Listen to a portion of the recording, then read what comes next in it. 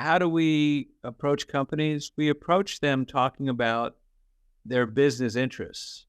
We don't say, Wills or Andy, we want you to be good guys. We say the world is changing. Consumers and governments, major purchasers, as well as individual purchasers, want products that can allow the world to thrive and continue and allow business to continue. And increasingly, that's true and seen to be true, perceived to be true. And so making the business case turns out to be very effective. Hi, listeners. Welcome to It's the People, an interview series where we explore the inside story of building companies and investment portfolios with high-octane founders, transformative leaders, limited partners, and fund managers. We hope these conversations push you to be even better at what you do. I'm Andy Greenfield, and in this episode, my partner Wills Hapworth and I got to interview Fred Krupp, who is president of the Environmental Defense Fund, a global nonprofit organization tackling climate change. Fred is a graduate of Yale and the University of Michigan Law School, and was named one of America's best leaders by the U.S. News and World Report. He also served on President George H.W. Bush's Commission on Environmental Quality and on President Bill Clinton's Council on Sustainable Development. Of late, Fred has focused international attention on the problem of methane emissions and has led EDF's innovative corporate partnerships with FedEx, KKR, McDonald's, Walmart, and others. Since Fred took the helm in 1984, EDF's annual operating budget has grown from $3 million to over $225 million. Its staff has increased from 50 to more than 1,000 across 19 countries, and membership has expanded from 40,000 to over 3 million. By any measure, Fred Krupp has been an immensely successful social entrepreneur whose work has had global impact. In today's conversation with Fred, we discussed a range of topics, including how to harness passion to attract, retain, and motivate a global workforce, how to deploy pragmatism rather than preaching to implement innovative approaches to environmental advocacy, the tangible impact of deep listening and suspending judgment to create successful outcomes to delicate negotiations, and how Fred operationalized the adage, you can't kick someone towards you, to create successful global collaborations with very unlikely allies. To start things off, Fred begins the conversation with his life story in 60 seconds. TIA Ventures is a seed stage fund focused primarily on early stage B2B technology companies with an obsessive focus on end customers and early teams. Before we begin, we'd like to note that this interview is for informational purposes only, and that the opinions expressed should not be relied upon as a basis for investment decisions. We'd love to start with this opening question. Can you tell us your life story in 60 seconds or less? And oftentimes we give you 2 minutes, but the Fred Krupp life story. Sure. Well, I grew up in New Jersey, and I became sensitive to environmental pollution because where I live, there was a lake that got polluted. And so I followed that by going to college and falling in love with studying environmental issues and deciding that that would be a great way to spend my life. The professor had this philosophy that these problems were solvable if people would just lower their voices and stop screaming at each other. And so that led me to law school, and I studied environmental law and then started a group in Connecticut called the Connecticut Fund for the Environment. It still exists, now merged with Save the Sound here in Connecticut. And then when I was 30 years old, I was invited to apply for the job of running the Environmental Defense Fund, although the question I was asked was, what makes you think we should hire a 30-year-old? And my response was, well, if you do, I promise to do something about my age every day I'm on the job. And so for the last almost 40 years, I've had the time of my life, building the Environmental Defense Fund into a force to solve environmental problems, not only in the United States, but increasingly globally. And we now are focused like a laser on climate change, a challenge of our generation and generations to come. That was 97 seconds. Very well done, Fred. Nah. Fred, I'm curious, just given such a long career in this area, could we go back to that period of time in New Jersey growing up? You mentioned the lake polluted. Any sense of why that impacted you, had left such an impression? And were there any kind of key moments in that early time that you think really kind of define the path that you've taken? Well, I was always interested in nature. So I not only the lake was not only across the street; it was kind of my, public backyard, and watch the frogs, even grab hold of a few and catch them and let them go, and I would fish there, and so I think that's why when there was a chemical spill upriver, and all those creatures, went belly up, it had a real impact, on a young boy who had fallen in love with nature. And was that what did the spill result in all of a sudden a bunch of dead frogs and things where it was like, It did. So it wasn't a long, slow process. It was like, wow. Yeah. So, that was, that sensitized me that, nature was pretty important, something I loved, and also vulnerable. And, of course, a trivial example compared to what humankind is doing now to the planet. But there are solutions, and, you've got two options. You can sit on your hands and watch bad stuff happen, or you can get out there and engage. And I'm hoping more and more people get engaged because there are solutions.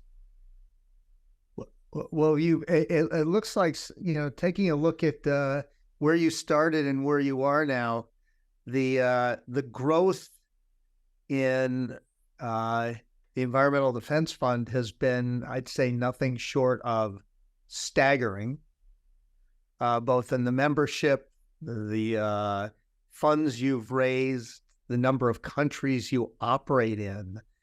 One of the things we're really curious about is, Will's and I deal in an environment which is typically for profit. We run an early stage venture fund. You've been an immensely successful social entrepreneur from pretty much any perspective. And I realize EDF existed before you got there, but you came in super early. Can you talk a little bit about the challenges of building and scaling an organization where you're not delivering a tangible product that people go, oh yeah, I'll pay for that, or wow, this is has freed up my time, taken my migraine away, whatever it is. Well, the advice I got when I started EDF, we were about a $3 million a year organization when I started. This year we'll raise well over 300 million. But when I started at EDF, the advice was that the best way to raise money in this field was to demonize companies and CEOs of companies. And yet the approach, that had inspired me to get involved in this area was that if people would stop yelling at each other, these problems were solvable. So I made a decision early on, Andy, that we weren't going to use what's referred to as red meat fundraising. We were just going to talk about how we were going to go about solving the problems. We don't shy away from, calling out companies when they do bad stuff. But when we can reach out directly and form a working group to figure out how to actually solve a problem, that tends to be a much more efficient use of resources. So I guess the answer to your question about marketing of EDF, the Environmental Defense Fund, is that it turns out that there was this undiscovered audience of people who might have been a little tired of the red meat demonizing rhetoric and who were ready for a group that just was going to pragmatically pursue, science-based solutions to these problems and not providing green cover for companies, but getting down to what were the big issues and how we could make big progress.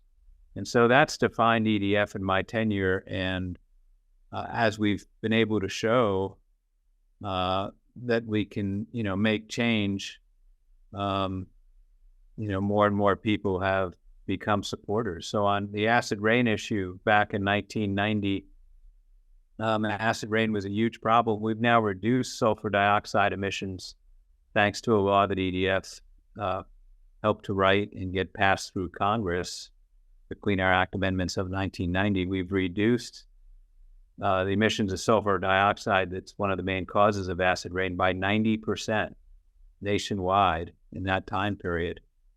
We worked with McDonald's way back then and got them to stop using the styrofoam clamshell, but also making a series of other things that have reduced their solid waste and the production of all that material,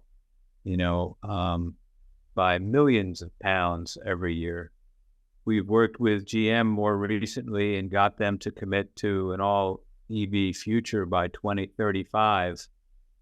We partnered with them to come up with a vision of what programs they would need from the government in order to meet that aspiration. And then we, together went to Congress with other allies as well and got the Inflation Reduction Act passed, which has many of those programs that were needed in it. So these, when people, many people thankfully care deeply about environmental issues and are willing to step up when they see that there is a way these problems can be addressed. Well, Fred, I'd love to, there's sort of two arenas I heard you touch on. One is enacting legislation, which is critically important. The area I want to focus on for a second here is what on the surface seems like a very, very heavy lift, something really difficult to do, which is to get people who on the face of it have interests which are not in sync with the EDF. All these corporations, you have managed to somehow employ I guess it's a version of judo, where you take, their kind of momentum, embrace it and redirect it into a way that's, productive and in sync with what your goals and objectives are. Can you talk about how you do that? Because again, from the outside looking in, you'd think, you've got the Sunnis and the Shiites here. So, well, yeah. So Walmart's another example of that. 5 years ago, they made a commitment to take a gigaton of greenhouse gases out of their supply chain and operations by 2030. And they've recently announced that they've done that by now, 2024, 6 years early. And so how do we approach companies? We approach them talking about their business interests. We don't say, Wills or Andy, we want you to be good guys. We say the world is changing. Consumers and governments, major purchasers as well as individual purchasers want products that can allow the world to thrive and continue and allow business to continue. And increasingly that's true and seen to be true, perceived to be true. And so making the business case turns out to be very effective with a lot of things that Walmart has done to reduce their greenhouse gas emissions from their supply chain also made their supply chain more energy efficient. So has reduced costs as well as reducing pollution. Our work with GM acknowledges the fact that electric cars are just better, more fun to drive, more efficient, more powerful, quicker accelerating. And so these are the cars everyone is going to want. The question is, are we going to be importing them from China, or are we going to be making them here in the USA? And, GM and Ford and Tesla, of course, all of them have invested big in electric cars for business reasons. And so that's, it turns out the business case for addressing these concerns is very compelling. Even at first glance, it seems counterintuitive. Any other, we have a lot of companies that we work with where they're often negotiating partnerships or, deals with other companies. And, a lot of the companies that we work with, they're just starting out. As you think about like frameworks for negotiating to a good outcome beyond creating a business case, which you mentioned, any other things that factor into like your kind of mental model when you approach the negotiation or try to get to a good outcome with multiple stakeholders involved that might not all share the same interests? Well, all of us human beings tend to be quick to judge others, and the process of judging often interferes with the process of listening and understanding. So one of the things that it turns out has served EDF well is really trying to stand in the other person's shoes, see the world from their perspective, suspending judgment at least for a little while, and really, really doing that deep listening. And, it turns out that, with more listening, it's, I think it's just natural that you're going to find more common ground. And, but it requires a curiosity and a listening. And we do understand that every organization we work with, whether it's a grassroots environmental group or an environmental justice group or a big company or a labor union, all of these organizations have their own realities and their own cultures. And we need to, go slower initially to really understand those cultures and those realities in order to enable us then to, reach deeply substantive agreements. Are there any examples, to the extent you can share, that stand out across maybe some of the big successes that you mentioned that have come to fruition where you say, thank gosh we listened and we heard this we identified this really important thing that had we not listened, we wouldn't have been able to, get to where we got? Well, the most recent example of that, Willie, is probably our work with the oil industry, where, we do need to get off of fossil fuels. We need to get off of fossil fuels as fast as we can and move to alternative forms of energy, clean energy, non-carbon polluting energy. At the same time, right now, the oil and gas industry, part of the fossil fuel industry, has annual sales of $7 trillion a year.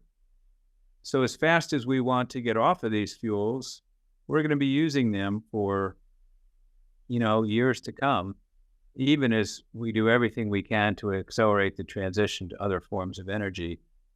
So it turns out that while the oil and gas industry is operating, they're releasing tremendous quantities of methane. And methane, although less well known than carbon dioxide, is a big greenhouse gas. In fact, over the next 10 years, the human-caused, or the fancy word is anthropogenic, causes of methane from our factories, from our industry, from the livestock we raise to eat, that anthropogenic methane will cause as much warming of the planet as all the CO2 from burning all the fossil fuels in the next 10 years. So, we went to the oil and gas industry a year ago. I traveled to meet the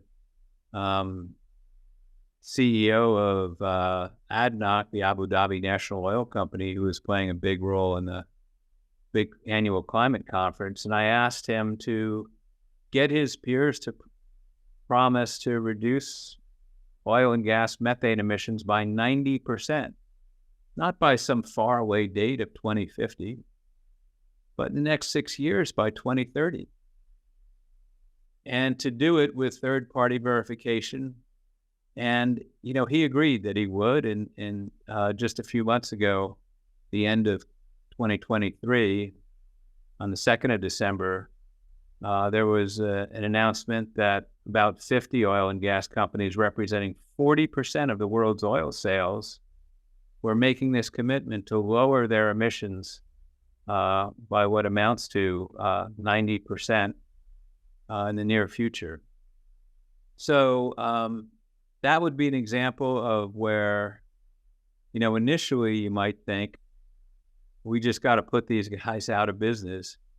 But it turned out there was something they could do, even as we're working to accelerate the transition away from their industry. There's something they can do in the meantime that will actually lower temperatures in the next 10 years. And we're not just going to take their word for it. Part of the agreement is they have to do their own measurements. And then we are launching a satellite. It's an $88 million satellite. By the time, this program is heard, it may well have been launched from Vandenberg Space Force Base in California. And it will be able to look at every major oil and gas facility on land, on Earth, multiple times a week, and make the information available for free to 2/3 of all the people on Earth who have access to the internet. So that will be accountability. It's not just trust. It's what I guess President Reagan used to call a long time ago, trust, but verify.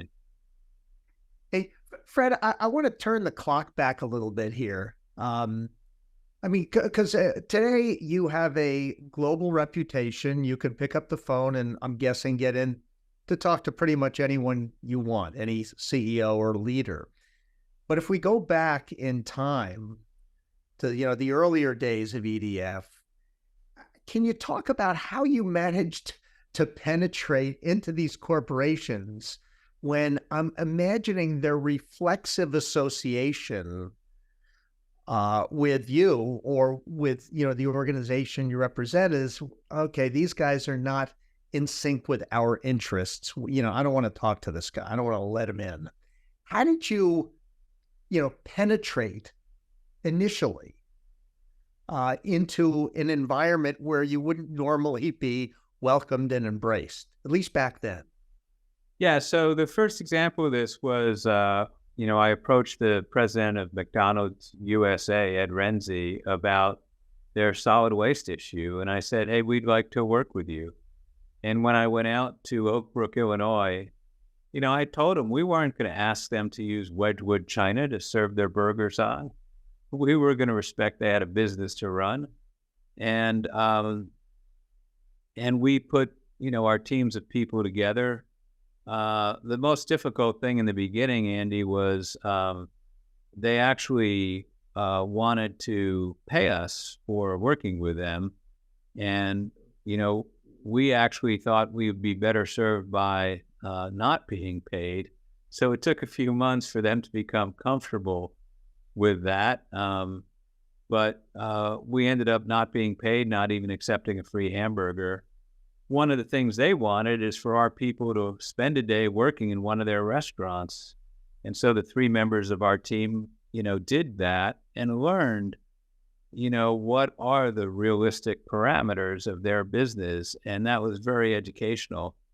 And then, we came up with, working with them, a joint task force came up with the idea of using, paper wraps instead of the styrofoam boxes. And that's, what they adopted.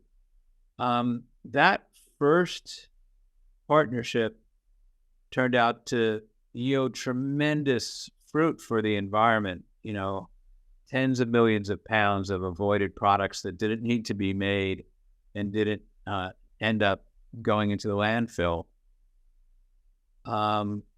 It also had reputational implications. McDonald's went from, before we announced what changes they were making, McDonald's went from being thought of as the worst performing big company on the environment to, a few months later, the nation's best performing company. Wow. And so other companies who we would approach, we would be able to tell that story too. Tell the story we weren't in this to get money from them. And they sometimes would call Bob Langert at McDonald's or other folks at McDonald's and kind of do a reference check. And they'd find out that we weren't going to meet with them and secretly going to release some recording. We meant what we said. We just wanted to solve the problem, not score headlines at their expense. And we retained the right in this project to release any report we wanted, even if it pointed out they didn't follow our recommendations. That was part of the agreement, but we did not need to do that. We were free to say whatever we wanted. That was part of what, when we reached an agreement, our endorsement or our praise for them was much more credible because we had complete freedom. We weren't tied by purse strings or anything else. And so a reputation is earned, as you know, one day at a time, one project at a time. And I think the accumulation of these projects has, served us well. As you think about projects, we spend a lot of time with our companies trying to figure out where to focus on both product and customer. Like, who are the customers to focus on? How do you think about focusing as it relates to projects to take on? And I guess as a follow-up, has anything changed in your thinking about projects that you focused on 20 years ago versus today? Well, we're always interested in making the biggest change we can. So I remember a long time, ago, companies would approach us to do this or that, and seldom did we take on those efforts. We like to identify, and we still like to identify, what are the biggest things that we see needs to be done? Who are the biggest companies we can work with to set an example, a leadership example that others in the industry may follow?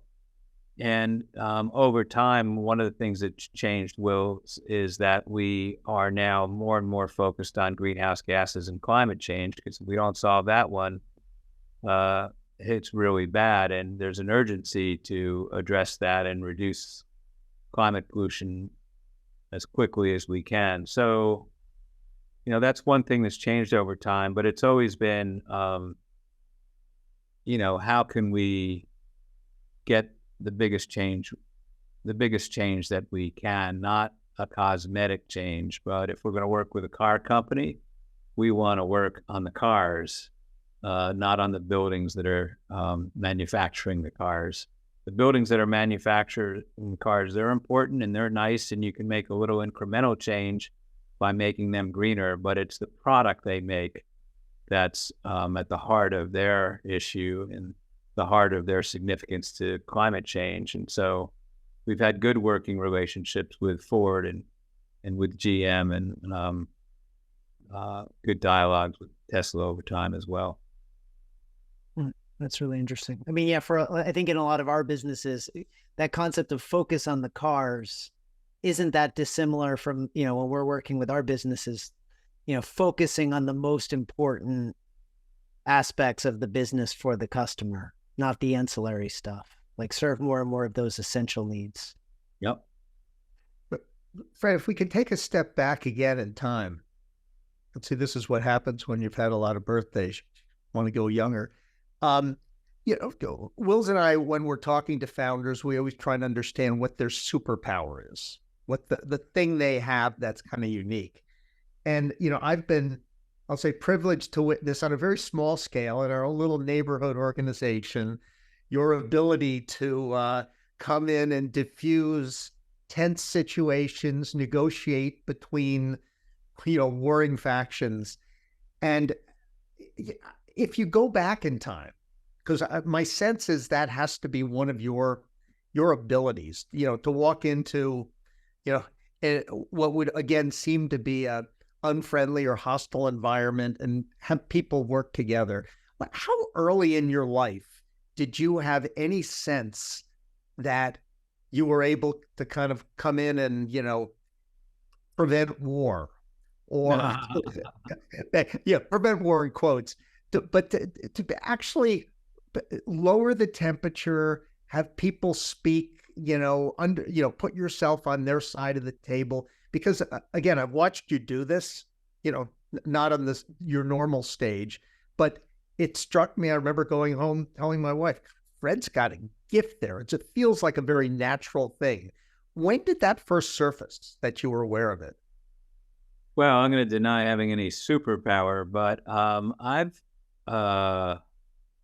always been interested in other people and what they think and what their perspectives are. And I think when my engineering professor in college, Charlie Walker from Texas, talked about the importance of lowering voices, not shouting at each other, I guess that caused me to realize how important it was to have an interest in what other people think and what other perspectives were. And then also in college, I did take a course by Father John Dunn, a Catholic priest, and he did teach me about what I mentioned earlier, the power of suspending judgment. If you're listening to somebody and you're thinking in the back of your mind, if you've already evaluated them, you're not really going to be listening to them. So the power of suspending judgment is something that also in college struck me as important. And it's just, I don't know that I have any gifts, but I do have a focus on really hearing, from other people and then working with what I learned. You mentioned the professor right at the outset. I guess it was Charlie Walker and then Father John Dunn. I wrote down, lower your voices, the power of suspending judgment. Are there any wise words from Professor Fred Krupp that, like a similar phrase that you've now developed that you think is, as important that you'd love to pass on to future generations? I did give the commencement speech back in June at Williams College, so any wisdom I had is probably contained there. It's pretty easy to Google, but one of the things that I cited in that speech was something my dad had passed on to me, which was you can't kick a man towards you.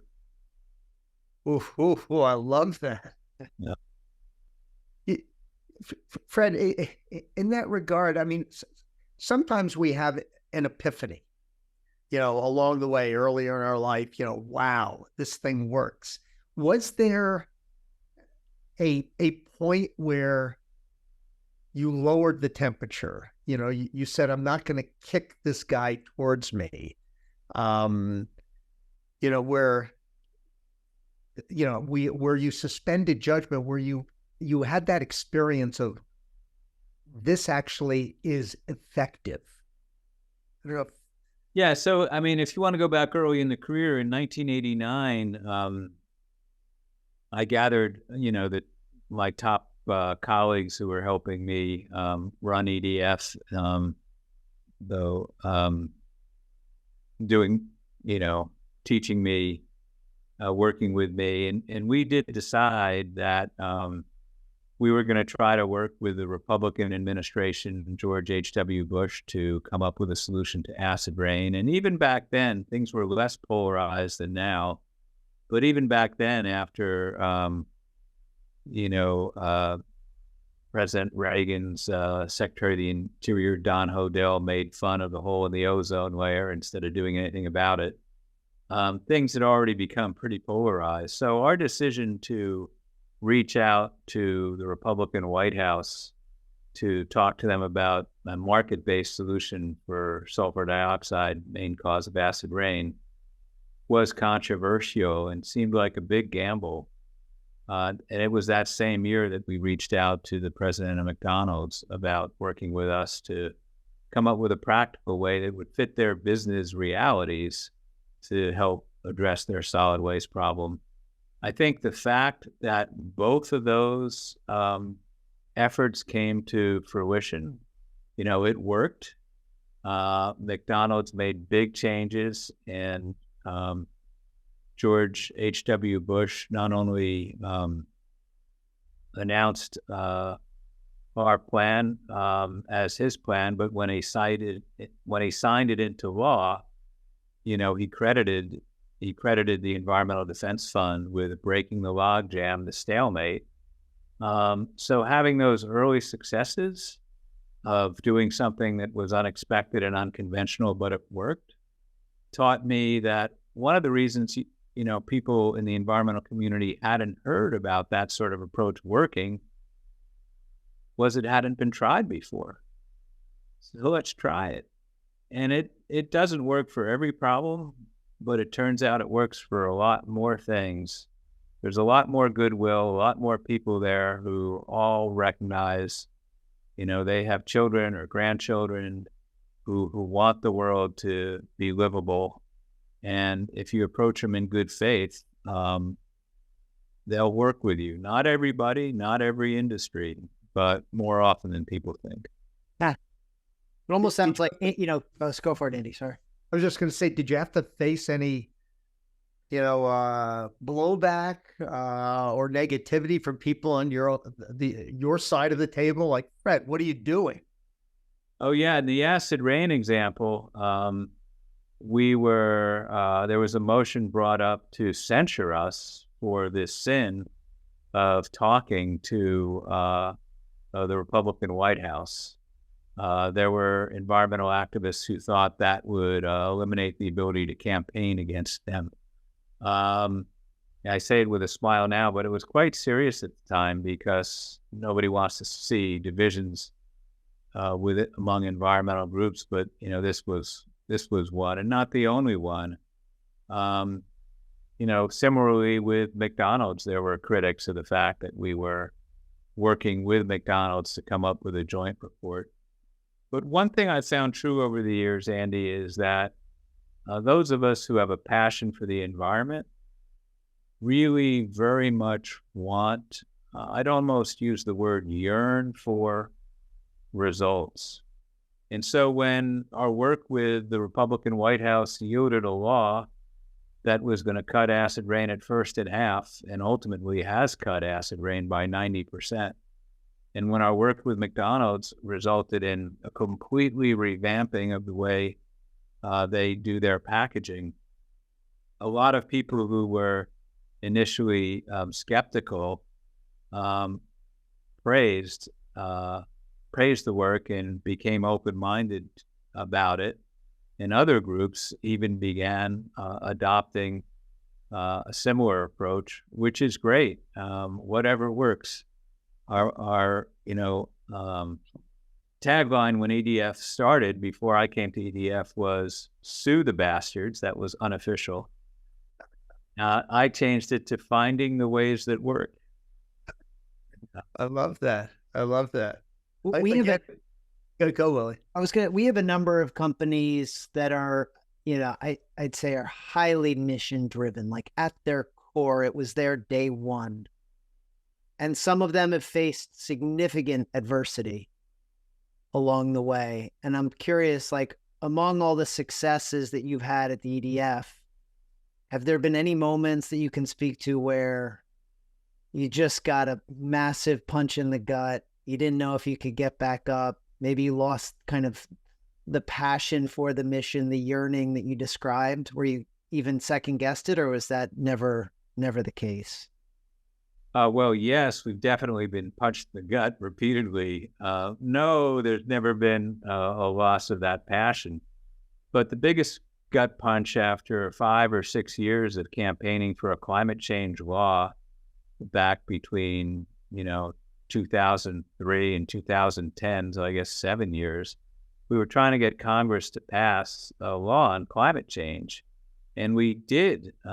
We actually did get it passed the House of Representatives. We did assemble a huge coalition of groups, including environmental groups, but also major businesses, to support enactment of a law. But despite the fact that we got it passed in the House of Representatives, we were not able to get it passed in the United States Senate. And, one day in 2010, having passed the House in 2009, the then Senate Majority Leader Harry Reid, announced that he wasn't going forward with this climate change bill, and it was a devastating blow.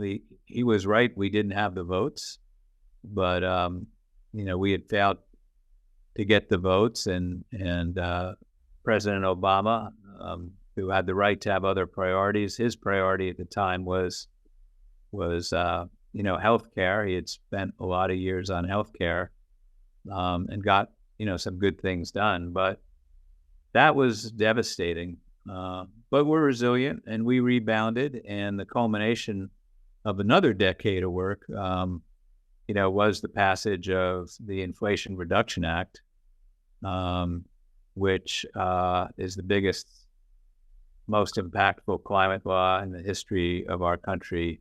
And there's really nothing even a close second. That concept of decades of work, you talk about building a huge coalition. In addition to, what you've shared as far as kind of negotiating frameworks, listening, having this differentiated approach that didn't focus on, I think, what you call red meat fundraising. I almost lose sight of the fact that, like, you're also working on things for 10 years in some cases. Can you talk about, how you organize, coordinate, long-term plan a project like that? Yeah. So I think it was John Pepper. I'm sure it was John Pepper, the former, CEO of Procter & Gamble, who explained to me that, things that take a long time are more complicated and require more planning and more executive skill. And luckily, I've surrounded myself with executives that have that skill. So we have 10-year goals, 5-year goals, 3-year goals, annual goals, quarterly goals for all the big things we're working on. And a lot of the big things do take a decade or more. We're trying to change the world. And not only do they have that complexity of a long time scale, but they also have the complexity of being in different countries globally. And so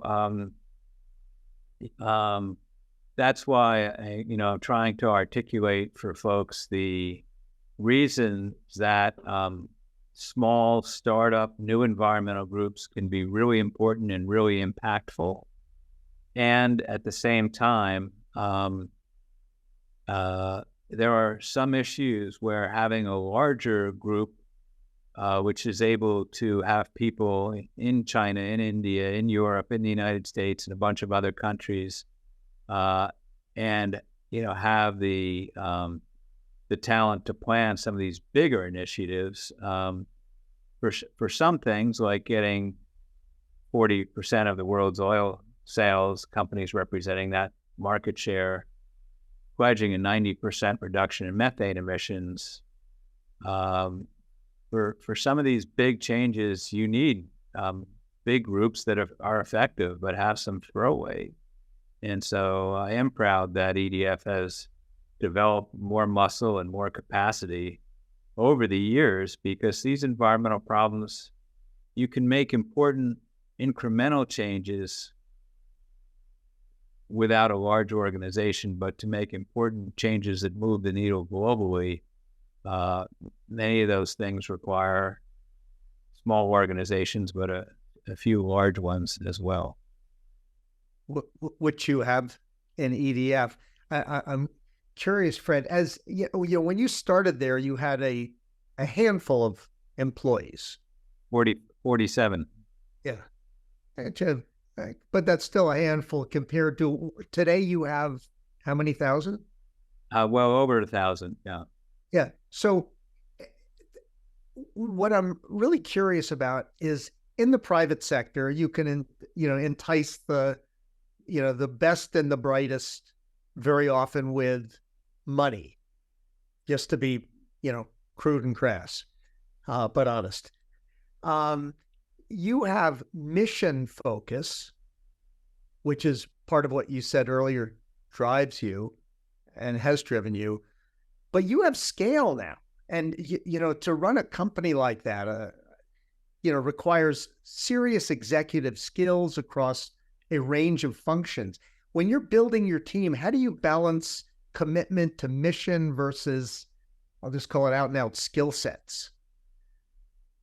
Well, we want both, and luckily we can get both. Earlier in the conversation, Will's mentioned that a lot of the companies you work with emphasize that they have a mission, and it turns out a lot of for-profit companies, by highlighting their missions, can recruit better people. Well, EDF is all about a mission. We're all about changing the world.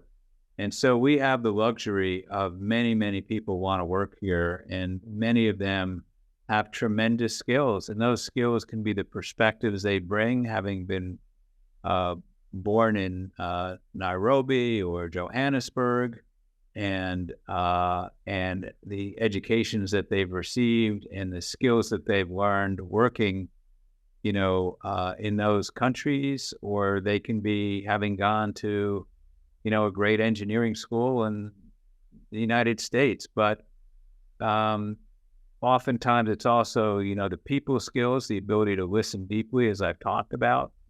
And so, we try to pay competitive with other nonprofits, not with the private sector, but competitive with some of the best universities. And so that there at least isn't a big sacrifice in income compared to alternate employers in academia or other NGOs.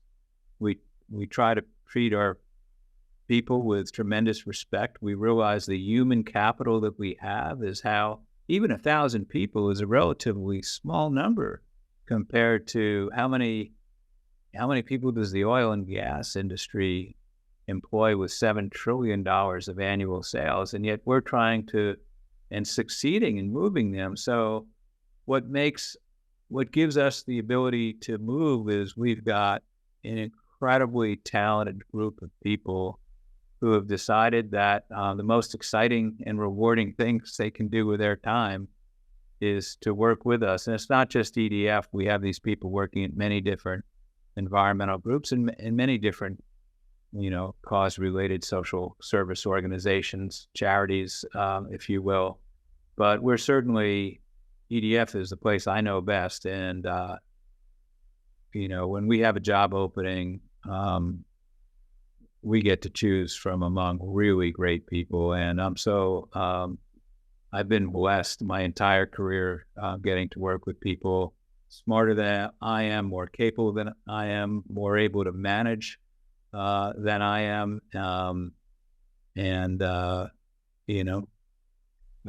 Sometimes I'm smart enough to pick an idea that somebody else has come up with, like the methane satellite, and run with it, because I'm just smart enough to see it will change the world. And that satellite methane sat is going to, this gas that's so powerful up until now has been invisible.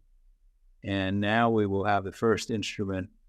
There's other satellites that can measure methane, but none that can give a comprehensive total of how much methane is being released by different companies in different basins. And we'll now have that, and that will provide a level of accountability that will actually, I believe, reduce the amount of climate change that all of us experience compared to what we otherwise would experience within the next decade. Wow. I just want to go to the team, building the team for one more second. You've had, to the best of my knowledge, almost an unbroken, 40 years of successful growth. And I'm sure there were some bumps along the way because we live on Earth. But to do that, you have to pick well when it comes to people. Is there any particular thing that you're looking for when it comes to making hires? Is there a Krupp test, a key Krupp question?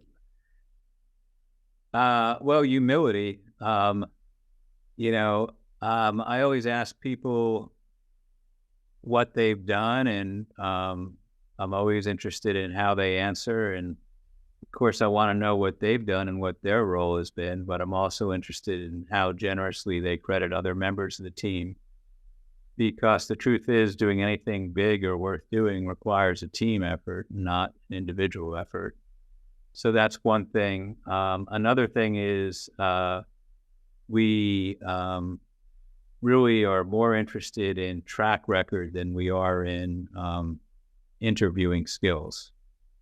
Because the best predictor of future performance is past performance, not how congenial somebody is or how quick their answers are even in an interview. So reference checks, anyone I work with knows that for all the hiring that all of us at EDF do, reference checks are much more important than the interview itself.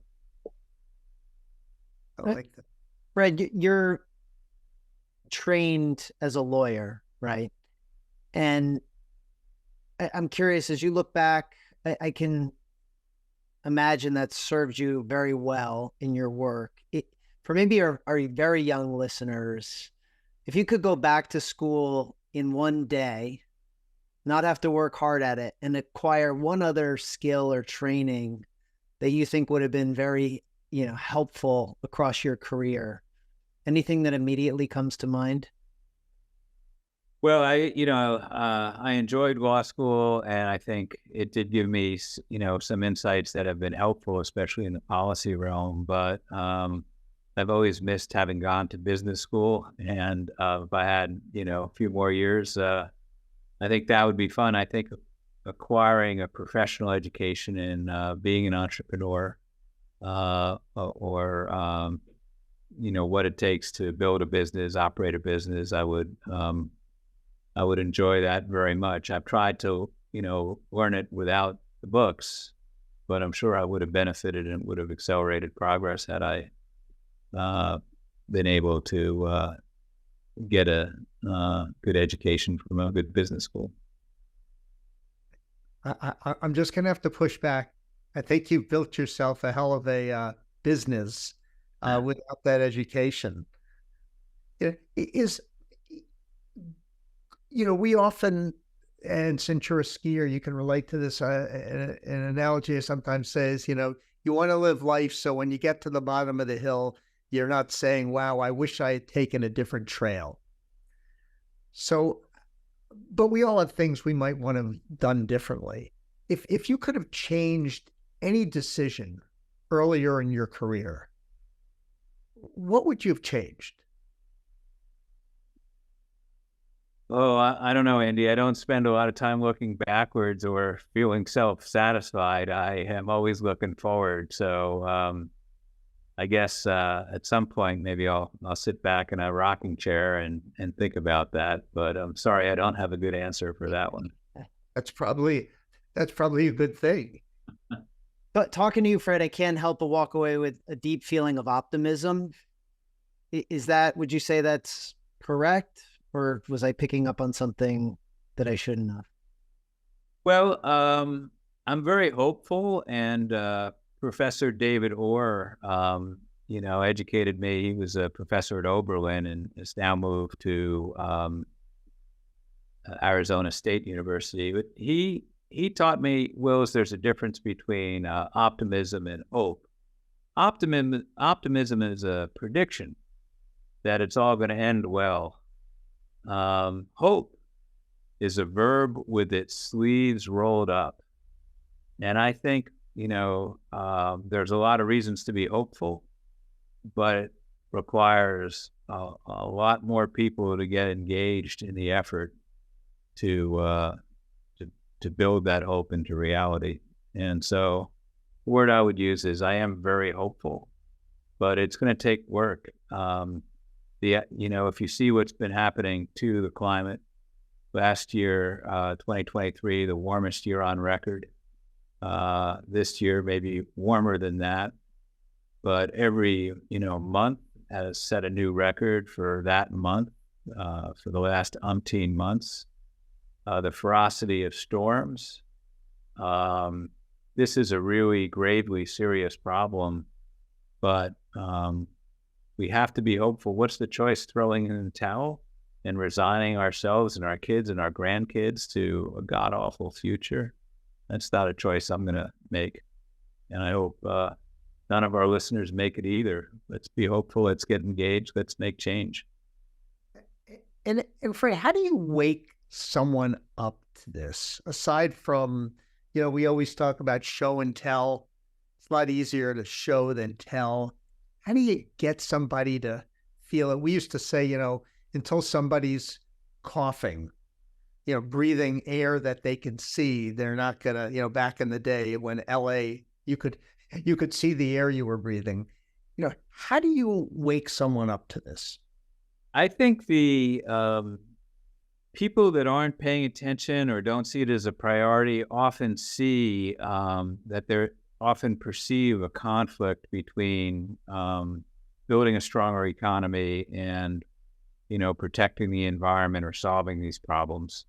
And the best way I have found to wake people up is not by talking about how warm the earth has become or how fast it's warming, even though I did that 2 minutes ago. The best way is to talk about the fact there are solutions. There is a way by America, for instance, being a leader in the new technologies, whether it's EVs or solar or wind power, geothermal. By the United States being a leader in these new technologies, our business can prosper and we can export these technologies to the world because the world is going to increasingly want them as the effects become more obvious. So that's the way I wake people up, by the message of the true message that there really are opportunities. So, yeah. Fred, I know you have to drop. If we can, our closing question, and maybe you've already done so with some of the professors you've mentioned, but anybody other than family that you'd like to thank? And if so, why? No. Yeah, my family has been very supportive. My wife, Lori, but beyond my family, my colleagues at the Environmental Defense Fund, both on the board, both on the staff, and the many supporters, without, their tremendous support, help, leadership, without them teaching me things I had no idea of, EDF would not have grown the way it has and solved the problems the way it has, more importantly. And continuing to solve them. Yeah. Fred, thank you so much. Really appreciate this time. This has been great. Yeah, my pleasure, Wills. Take care, Andy. Huge thanks. So we could have gone for another 2 hours. Take care. Say hi to Lori. Take care. Thank you all for listening, and I hope you enjoyed this interview with Fred Krupp, President of the Environmental Defense Fund. We will be back soon with another interview, and thank you again for listening.